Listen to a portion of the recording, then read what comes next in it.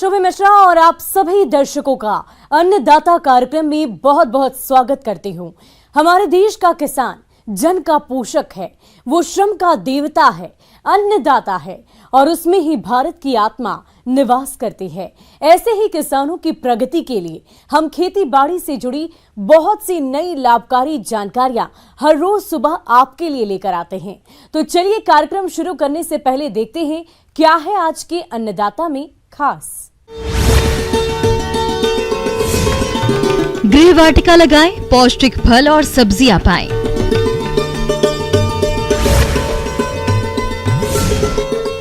Baby corn की खेती से किसान कमाएं दोहरा मुनाफा।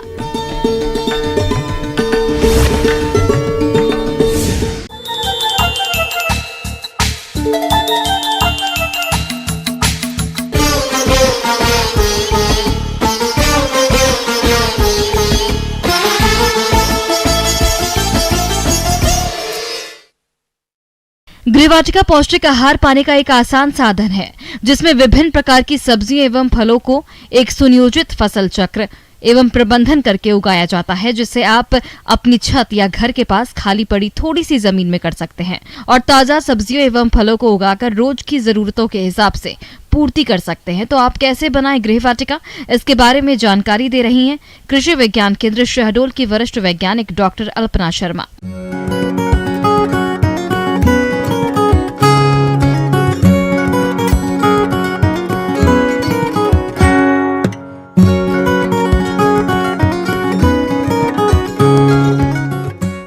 किसान भाइयों, अभी के समय में पोषण वाटिका लगाना, घर के पीछे जो खाली ज़मीन आपके पास है उसमें क्यारीबद्ध तरीके से आप लोग पोषण वाटिका को लगाएं। इसके अतिरिक्त अगर कोई किसी के पास ऐसा है कि ज़मीन उपलब्ध नहीं है तो उनके लिए भी साधन है कि वो अपने छत पे या कहीं भी खाली जगह उनके पास अगर उपलब्ध है तो उस पे आप जैसे जो अपना यूज्ड वाले टायर्स रहते हैं जो कि उपयोग किया हुआ है अब खाली पड़ा हुआ है, तो उसमें अपन मिट्टी भर के पकी गोबर की खाद डाल के उसको अपन एज अ गमलों जैसा इस्तेमाल कर सकते हैं। कई तरह के लोग बोरियों में भी इस्तेमाल करते हैं, उसमें छेद करके मिट्टी और गोबर खाद भर के, और उसमें आप छत के ऊपर रख के भी इस तरह की बागवानी टेरेस गार्डनिंग कर सकते हैं, टेरेस किचन गार्डनिंग।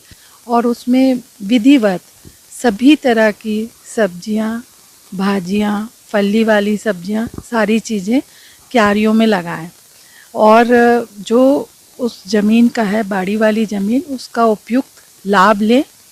तो अभी जैसे फूल गोभी, पत्ता गोभी, फिर मिर्ची, टमाटर, गाजर, मूली, सभी तरह की सब्जियां, और फिर भाजियों में जैसे लाल भाजी, पालक भाजी, मेथी भाजी, तो ये सब बहुत अच्छे से उत्पादन हो सकता है इनका। और ये चूँकि इन सारी सब्जियों में कई तरह के पोषक तत्व पाए जाते हैं, कई मिनरल्स और विटामिन्स रहते हैं जो कि बहुत ज़रूरी है इंसानों का उनको सेवन करना और उनको अपने दैनिक आहार में लेना। किचन या टेरेस गार्डन के लिए ऐसे स्थान का चयन करें छत के ऊपर, बरामदा या खिड़की के छज्जे, घर में खुले स्थान जहां पर सूर्य की रोशनी तथा पानी की सप्लाई की समुचित व्यवस्था हो, वहां पर गृहवाटिका बेहतरीन तरीके से स्थापित कर सकते हैं, क्योंकि पौधे सूर्य की रोशनी एवं पानी प्राप्त कर अच्छी गुणवत्ता की सब्जियां और फलों का उत्पादन देते हैं। और इनमें आप ये खास ध्यान रखें कि कोई भी एक तरह की सब्जी आप या दो तरह की सब्जी ना लगाएं, उनको क्यारियों में बांटें, और चाहे वो चौकोर आकार की क्यारी हो और चाहे वो गोल आकार की क्यारी हो, आप उसमें जैसे आप ये ध्यान रखें कि जैसे क्यारियाँ लगाई हैं तो उसमें आपने टमाटर, मिर्च, बैगन, फूल गोभी, पत्ता गोभी ये सब लगा दिया, और उनकी जो ऊंची वाली मेड़ है उस पे आपने ये मूली, गाजर, सलजम, ये जो कंद वाली हैं इनको आपने लगाया। साथ में आप किनारे किनारे पे लगा दें अपनी क्यारियों के। और इसके बाद आप जैसे कुछ क्यारियों में आप ज़रूर से आप भाजियां लगाएं ताकि आपको सभी तरह की सब्जियों को आपको सेवन हो पाए। इस तरह का ऐसा क्रमबद्ध आप पूरे साल इसको लगा सकते हैं और आप ये सुनिश्चित करें कि आपके परिवार को हर दिन मतलब एक दूसरी तरह की सब्जी खाने को मिल पाए। किचन गार्डन में खाली पड़े लकड़ी बक्से और गमले का प्रयोग कर सकते हैं, जिनमें बालू, मिट्टी और कंपोस्ट का मिश्रण बनाकर पौधों को आप लगा सकते हैं। इसके अलावा आजकल पॉलीथिन से बनी बेड का प्रयोग कर आप सब्जियों को घर में उगा सकते हैं। छोटे बेड पर कम खाई जाने वाली सब्जियां और पत्तेदार सब्जियां जैसे पालक, मेथी, चौलाई आदि लगाएं और बड़े बेड पर अधिक मात्रा में प्रयोग होने वाली सब्जियां या फलदार सब्जियां जैसे आलू, टमाटर, बैंगन, भिंडी आदि लगाएं।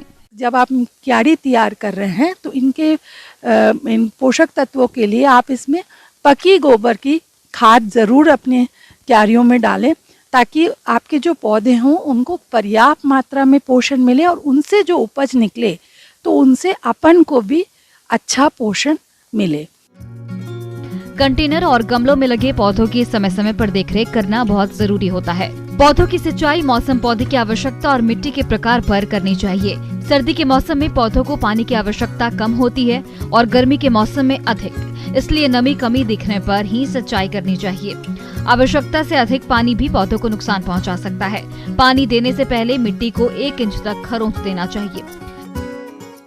इसके बाद मैं आपको ये भी बोलना चाहती हूँ कि जो अपन पोषक वाटिका लगाएं, इसमें जहाँ तक हो सके अपन दवाइयों का उपयोग बिल्कुल ही ना करें। इसमें जो आपकी जैविक दवाइयाँ हैं, चाहे वो अपन नीम का तेल हुआ या फिर आप ये जो दूसरी दवाइयाँ अपन जो जैविक बनती हैं, ब्रह्मास्त्र और निमास्त्र वाली दवाइयाँ, उनको अपन घर में बनाएं। गौमूत्र, गाय के गोबर से और भी कई उसमें साधन लगते हैं, उनको बनाएं, उनका ही आप उपयोग करें, क्योंकि ये अपन अपने खुद के खाने के लिए लगा रहे हैं और इसको घरेलू उपयोग के लिए है। तो जहाँ तक यथासंभव हो इसमें आप दवाइयों का बिल्कुल उपयोग ना करें। जो जैविक विधियाँ हैं उन्हीं से कीड़ों का आप नियंत्रण करें। सब्जियों की तुड़ाई परिपक्व की अवस्था में तुरंत कर लेनी चाहिए, क्योंकि इसी अवस्था पर सब्जियां ताजा एवं गुणवत्ता वाली प्राप्त होती हैं, तथा जब पत्ते वाली सब्जियां कोमल रहें तब रोजाना तुड़ाई या फिर कटाई करते रहना चाहिए। टमाटर की तुड़ाई जब लाल हो जाए तब कर लेना चाहिए। भिंडी और बैगन की तुड़ाई जब उनका पूरा आकार में हो लेकिन कोमल रहे तब इसकी तुड़ाई कर लेनी चाहिए।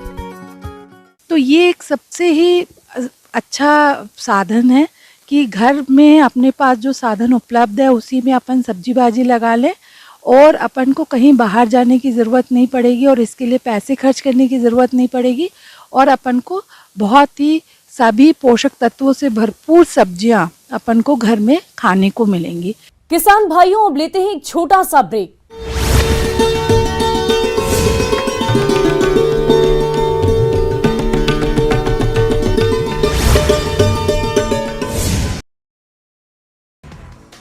बागेश्वर धाम के बाबा को मंत्री कवासी लखमा की चुनौती, कहा धर्मांतरण साबित कर दें तो छोड़ दूंगा राजनीति, अगर ऐसा नहीं है तो उन्हें छोड़नी पड़ेगी पंडिताई।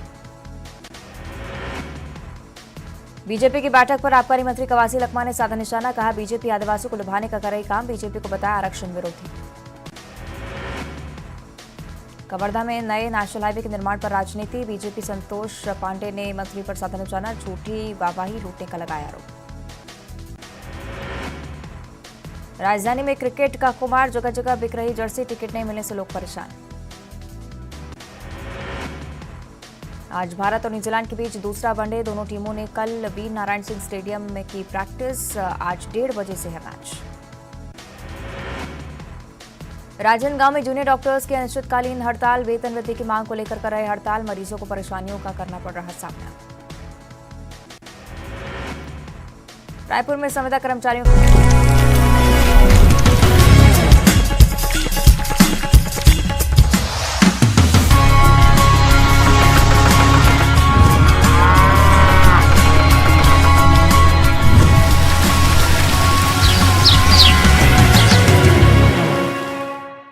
और ब्रेक के बाद आप सभी दर्शकों का अन्नदाता में एक बार फिर से स्वागत है।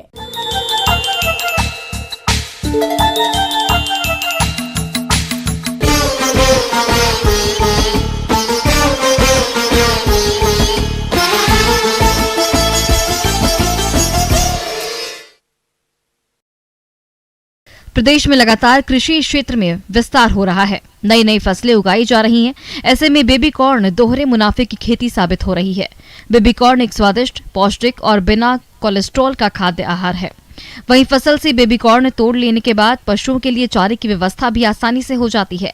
इसी लाभ को देखते हुए किसानों का रुझान इसकी खेती की ओर बढ़ा है।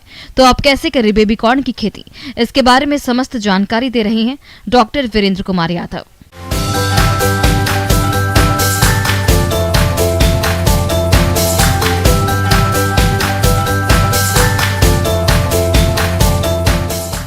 प्यारे किसान भाइयों, जैसा कि राष्ट्रीय स्तर पर चर्चा है, खेती को एक बिजनेस की तरह अपनाना है। इस संदर्भ में बेबी कॉर्न यानी शिशु मक्का बहुत ही महत्वपूर्ण है। इसे एक व्यवसाय के रूप में अपनाकर किसान अच्छी आमदनी ले सकते हैं। तो किसान भाइयों, व्यावसायिक खेती करने के लिए दो महत्वपूर्ण बातें हैं। एक तो अच्छी किस्म का चुनाव और दूसरा अच्छी शस्य प्रक्रिया। अच्छी किस्म बेबी कॉर्न की व्यावसायिक खेती के लिए प्योर लाइन सीड है 5414 और एक दूसरा है 5417। ये प्राइवेट कंपनी का है। सरकारी संस्था की है HM4, VL बेबी कॉर्न 1 और VL बेबी कॉर्न 2। ये सारी किस्में अपनाकर बहुत अच्छी खेती की जा सकती है। किसान भाइयों, खेत की तैयारी के लिए पहले खेत की एक गहरी जुताई करें। उसके बाद कल्टीवेटर से आड़ी खड़ी जुताई करने के बाद एक बार डिस्क हेरो चलाकर मिट्टी को भुरभुरा बना लेते हैं। फिर खेत में पाटा लगाकर भूमि को समतल बना लिया जाता है और खेत की अंतिम जुताई के समय अच्छी सड़ी हुई गोबर की खाद 10 से 20 टन मात्रा में खेत में अच्छी तरह से मिला दिया जाता है। दूसरा खाद की बात है। तो प्रति हेक्टेयर ज़्यादा से ज़्यादा हम लोग कंपोस्ट का इस्तेमाल करें। 15 क्विंटल प्रति हेक्टेयर की दर से कंपोस्ट लगभग 15-20 दिन पहले खेत में डाल देना चाहिए। और नाइट्रोजन, फास्फोरस, पोटास का अनुशंसा है 150 से 180 किलो नाइट्रोजन मैं प्रति हेक्टेयर की दर से बता रहा हूँ। 70 से 80 किलो फास्फोरस, 70 से 80 किलो पोटास और 25 किलो जिंक सल्फेट प्रति हेक्टेयर। पूरा फास्फोरस, पूरा पोटास और पूरा जिंक खेत तैयार करते वक्त डाल देना चाहिए। लेकिन नाइट्रोजन स्प्लिट डोज में यानी अलग अलग अवस्थाओं में पड़ना चाहिए। जिस समय में हम खेत तैयार कर रहे होते हैं उस समय में 10% नाइट्रोजन दीजिए। जब पौधा 4 पत्ते वाली होती है उस समय में 20%, जब 8 पत्ते वाली पौधा हो जाती है उस समय में 30%, जब फूल आने की अवस्था होती है उस समय में 30% और बाकी जो 10% है वो तोड़ने के जस्ट पहले देना होता है। हमारे कुछ किसान भाई बेबी कॉर्न मक्का की बुवाई करते समय लापरवाही करते हैं, जिसके कारण बीजों का अंकुरण प्रभावित होता है और खेत में पौधा संख्या कम हो जाती है। इसलिए बुवाई के समय विशेष सावधानी रखनी चाहिए। बेबी कॉर्न को घना लगाया जाता है। सामान्य मक्का की तुलना में इसमें ज़्यादा पौधा होता है और इसीलिए 25 किलो प्रति हेक्टेयर की दर से बीज की ज़रूरत होती है। अब मैं शस्य प्रक्रियाओं की ओर आपको ले चलना चाहता हूँ। सबसे पहले बीज उपचार बहुत ही ज़रूरी है और बीज उपचार के लिए फंजीसाइड्स से ट्रीटमेंट के लिए बाइवेस्टीन और कैप्टन का 1:1 का अनुपात में 2 ग्राम प्रति किलो बीज के दर से उपचारित कर लेना चाहिए। और उसके बाद कीड़ा से बचाव के लिए फिप्रोनिल या इमिडाक्लोरपिड 4 मिलीलीटर प्रति केजी बीज में मिला करके उपचारित कर लेना चाहिए। इससे जो मुख्य बीमारियां और कीट होने वाली होती है उससे बहुत हद तक बचाव हो जाती है। इसकी खेती सालों भर कर सकते हैं हम। सिर्फ दिसंबर, उत्तर भारत में दिसंबर और जनवरी में जब ज़्यादा ठंड पड़ती है उस समय में हम लोग नहीं लगाते हैं, अन्यथा सालों भर लगा सकते हैं। और ख़ास करके गर्मी में तो ये बहुत ही कम समय में यानी कि 45-50 दिन में भी तैयार हो जाती है। और बीज की जो बुआई होती है वो दूरी भी महत्वपूर्ण है। बेबी कॉर्न में 60 सेंटीमीटर रखते हैं 2 पंक्ति के बीच की दूरी और एक पंक्ति में 2 पौधा के बीच की दूरी 15 सेंटीमीटर। गहराई भी महत्वपूर्ण है। 3 सेंटीमीटर गहरे, लगभग 3-4 सेंटीमीटर गहराई में बीज को जाना चाहिए। बहुत गहरा करने पर फिर अंकुरन में दिक्कतें आती है। किसान भाइयों, बेबी कॉर्न की फसल के साथ अनेक तरह के खरपतवार उग जाते हैं, जिनकी वजह से फसल की बढ़वार प्रभावित होती है। तो आप सही समय पर खरपतवारों का नियंत्रण करें।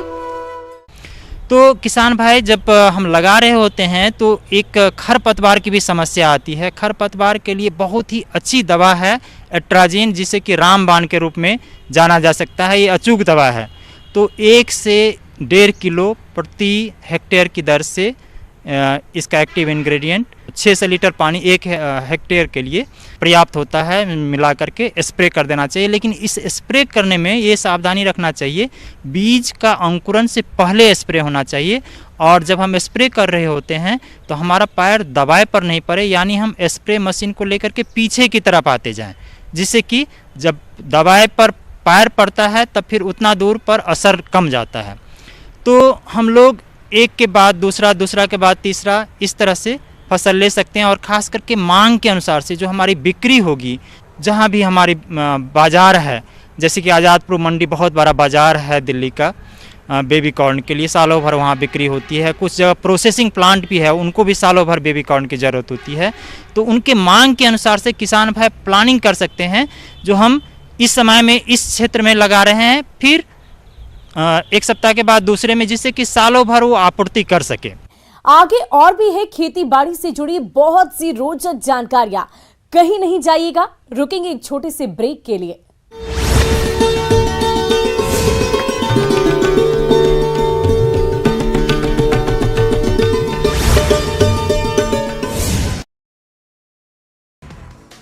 बागेश्वर धाम के बाबा को मंत्री कवासी लखमा की चुनौती, कहा धर्मांतरण साबित कर दें तो छोड़ दूंगा राजनीति, अगर ऐसा नहीं है तो उन्हें छोड़नी पड़ेगी पंडिताई। बीजेपी की बैठक पर आबकारी मंत्री कवासी लखमा ने साधा निशाना, कहा बीजेपी आदिवासियों को लुभाने का कर रही काम, बीजेपी को बताया आरक्षण विरोधी। कवर्धा में नए नेशनल हाईवे के निर्माण पर राजनीति, बीजेपी संतोष पांडे ने मंत्री पर साधा निशाना, झूठी वाहवाही लूटने का लगाया आरोप। राजधानी में क्रिकेट का खुमार, जगह जगह बिक रही जर्सी, टिकट नहीं मिलने से लोग परेशान। आज भारत और न्यूजीलैंड के बीच दूसरा वनडे, दोनों टीमों ने कल वीर नारायण सिंह स्टेडियम में की प्रैक्टिस, आज 1:30 बजे से है मैच। राजनांदगांव में जूनियर डॉक्टर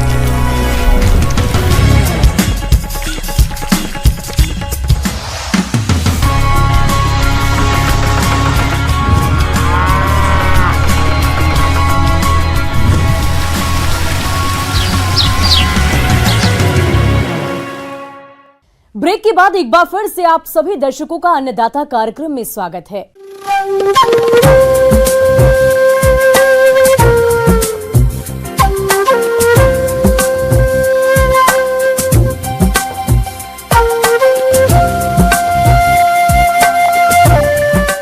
मौसम विभाग की रिपोर्ट पर साप्ताहिक कृषि सलाह कुछ इस प्रकार है।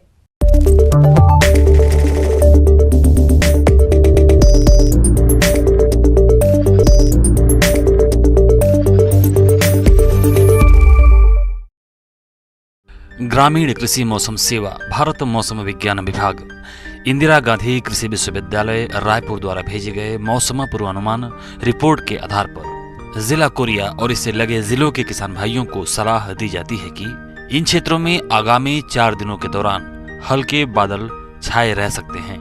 हालांकि आमतौर पर मौसम शुष्क रहने का अनुमान है। आगामी दिनों में अधिकतम और न्यूनतम तापमान क्रमशः 25 से 28 डिग्री सेल्सियस और 12 से 15 डिग्री सेल्सियस रहने का अनुमान है।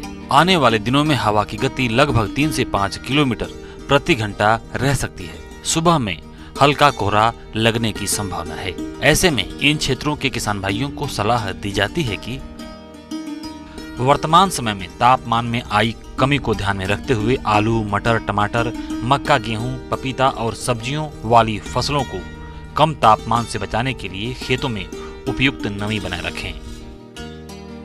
गेहूं की फसल यदि 21 दिन की अवस्था में है तो पहली सिंचाई आवश्यक रूप से करें। दूसरी सिंचाई दौजिया कल्ले निकलने की अवस्था, जो कि बुआई के लगभग 40 से 50 दिन के बाद आती है, इस अवस्था पर करना चाहिए। दूसरी सिंचाई के समय नाइट्रोजन की तीसरी मात्रा का टॉप ड्रेसिंग करना चाहिए। यदि गेहूं की फसल में चौड़ी पत्ते वाले खरपतवार हों तो उसके नियंत्रण के लिए 2,4-D नामक खरपतवारनाशी का लगभग 600 ग्राम मात्रा सक्रिय तत्व प्रति हेक्टेयर की दर से बुआई के 30 से 35 दिन बाद पानी में घोल बनाकर छिड़काव करें। चने की फसल में वाई या टी आकार की खूंटियां गाड़ दें। प्रति एकड़ करीब 40 से 50 खूंटियां गाड़ें, जिस पर पक्षियों के बैठने का स्थान बन जाएगा, जो इल्लियों को चुन चुन कर समाप्त कर देंगी। चना की फसल में वयस्क कीटों की निगरानी के लिए फेरोमोन ट्रैप 2 नग प्रति एकड़ की दर से लगाएं। फेरोमोन ट्रैप में वयस्क कीटों की उपस्थिति के आधार पर NPB नामक जैविक कीटनाशक 250 LE प्रति हेक्टेयर की दर से 500 लीटर पानी में घोलकर छिड़काव करें। सरसों की फसल में माहू, जिसे एफिड भी कहते हैं, कीट के शिशु और वयस्क दोनों ही हानिकारक अवस्थाएं हैं। इस कीट के अधिक प्रकोप होने पर नियंत्रण के लिए इमिडाक्लोप्रिड 17.8 SL दवा की 250 मिलीलीटर मात्रा प्रति हेक्टेयर की दर से घोल बनाकर 10 से 15 दिन के अंतराल पर जरूरत के हिसाब से 2 से 3 बार छिड़काव करें। किसानों को सलाह दी जाती है कि आलू की फसल में यदि पत्तियों पर गोल आकार के भूरे धब्बे दिखाई दें तो वह अगेती झुलसा रोग हो सकता है। अतः झुलसा रोग दिखाई देने पर इसके नियंत्रण के लिए मैंकोजेब 1.5 किलोग्राम दवा 500 से 600 लीटर पानी में घोल बनाकर प्रति हेक्टेयर की दर से छिड़काव करें। मटर की फसल में चूड़ी फफूंदी रोग की निगरानी करते रहें। इस रोग में पत्तियों, फलों और तनों पर सफेद चूर्ण दिखाई पड़ता है। इस रोग से बचाव के लिए फसल में सल्फेक्स दवा 3 ग्राम प्रति लीटर पानी के हिसाब से घोल बनाकर छिड़काव करें। किसान भाई आगात बुआई की गई प्याज की फसल में खरपतवार निकालकर 10 से 12 दिन के अंतराल पर सिंचाई करते रहें, जिससे फसल की बढ़वार अच्छी हो। प्याज की फसल में बैंगनी धब्बा बीमारी दिखने पर या पत्तियां सूखने पर मैंकोजेब 2 ग्राम प्रति लीटर पानी के हिसाब से घोल बनाकर छिड़काव करें। कम तापमान के प्रभाव से दुधारू पशुओं के दूध उत्पादन में प्रभाव पड़ सकता है। दुधारू पशुओं को नियमित रूप से दाने के साथ कैल्शियम भी खिलाएं। पशुओं को रात में खुले स्थानों पर नहीं रखें। बिछावन के लिए सूखी घास या राख का उपयोग करें। समुचित दूध उत्पादन के लिए मवेशियों को प्रतिदिन 25 से 30 ग्राम मिनरल मिक्सचर एवं 50 ग्राम नमक जरूर खिलाएं।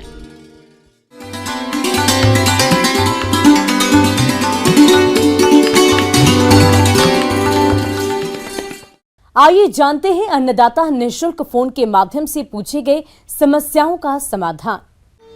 अन्नदाता निःशुल्क फोन संपर्क सेवा के माध्यम से पूछे गए प्रश्नों में से आज हमने जिस प्रश्न को कार्यक्रम में शामिल किया है उसे पूछा है ग्राम मझेरा, जिला जबलपुर के कृषक गणेश कुमार ने।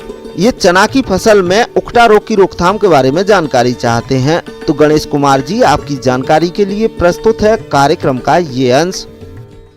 आज अपन बात करते हैं चने में उकठा रोग के नियंत्रण के बारे में कि जो ग्राम है आपका चना क्रॉप है, चना में उकठा जिसे अपन विल्ट रोग भी बोलते हैं, ये चने का मुख्य रोग होता है। और ये चने की फसल में जब होता है तो पूरे जो जिस पौधे में हो गया वो पूरा पौधा ही खत्म कर देता है। और चने में इसके लक्षण की बात करें तो इसमें चने के अंदर जो ये पौधा है एक जब शुरुआत से ही इसके लक्षण दिखाई देने लगते हैं। और इसके लिए क्या होता है कि जो इसके लक्षण से होते हैं ये लक्षण पौधे में दिखाई देते हैं। स्टेम है, पौधा अचानक आप मुरझाया हुआ दिखाई देगा, पत्तियां उसकी पीली पड़ जाती है। और जब आप उसको रूट को देखोगे तो रूट उसकी थोड़ी हेल्दी दिखेगी, बट जब आप उस रूट को कट करोगे तो उस रूट को कट करने के बाद क्या होता है कि आपको उसके तने के अंदर आपको ब्राउन से डार्क ब्राउन कलर का या काले कलर का माइसीलियम दिखाई देता है। ये इसके मुख्य लक्षण होते हैं। और ये जो रोग है, ये रोग क्या होता है हमेशा दब्बों में दिखा देता है कि पूरे खेत में एक साथ ना हुए, थोड़े देर दब्बों में कभी यहाँ दिखेगा कभी वहाँ दिखेगा। ये इसके मुख्य लक्षण हैं। इसका सर्वाइवल मृदा में होता है, माइसीलियम ग्रुप में। इसका जो प्राइमरी इन्फेक्शन होता है, इसके कंडीशंस की बात करें, अगर वातावरण के अंदर जैसे थोड़ा ड्राई कंडीशंस रही उस टाइम में डीजी ज़्यादा होती है। इसके साथ अगर आपने अर्ली सोइंग कर दी तब भी इसकी विल्ट की संभावना बढ़ जाती है। चने की फसल में इस उकटा रोग के कारण भारी नुकसान होता है, तो इस नुकसान को देखते हुए जरूरी हो जाता है कि आप समय रहते इस रोग के नियंत्रण के लिए उचित कदम उठाएं कि आप समय पर इस रोग का नियंत्रण करके अधिक उपज ले सकें। चूँकि ये जो विल्ट है, विल्ट क्या है कि मृदा जनित रोग है, तो इसके लिए आपको सीड ट्रीटमेंट करना ज़रूरी है। ट्रीटमेंट के लिए आप थायरम या कार्बेंडाजिम 2 से 3 ग्राम प्रति किलोग्राम बीज की दर से बीजों को उपचारित करके बुआई करनी चाहिए। इसके साथ आप जो कुछ बायो एजेंट है, जैसे आपका ट्राइकोडर्मा विरिडी है, ट्राइकोडर्मा अर्जीनियम है, सुडोमोनास है, इनसे भी आप बीजों को उपचारित कर सकते हो। इसके लिए आप 6 से 10 ग्राम प्रति किलोग्राम बीज की दर से बीजों को उपचारित करके बुआई करनी चाहिए। के अलावा उकठा रोग के नियंत्रण के लिए 4 किलोग्राम ट्राइकोडर्मा को 100 किलोग्राम सड़ी हुई गोबर की खाद में मिलाकर बुआई से पहले प्रति हेक्टेयर की दर से खेत में मिलाएं।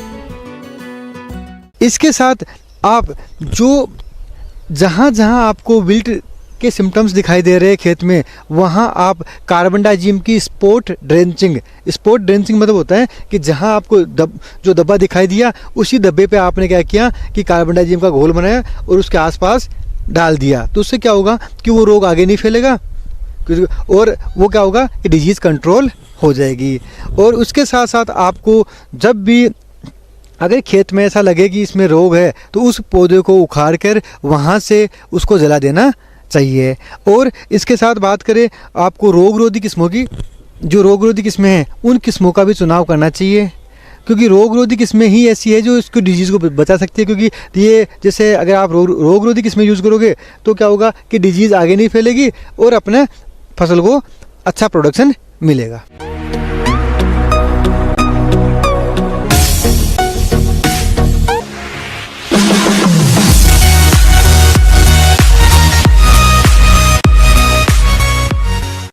और एक नजर डालते हैं राज्य की कुछ मंडियों के प्रमुख फसलों के बाजार भाव पर।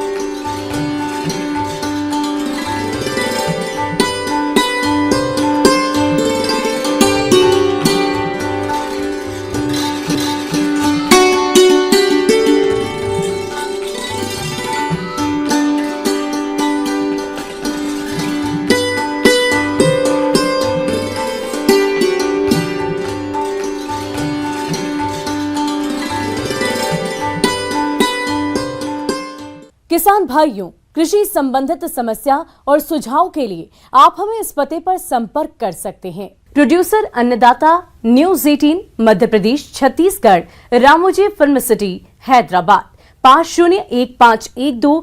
साथ ही आप हमें ईमेल भी कर सकते हैं। हमारा ईमेल है p18annadatamp@nw18.com।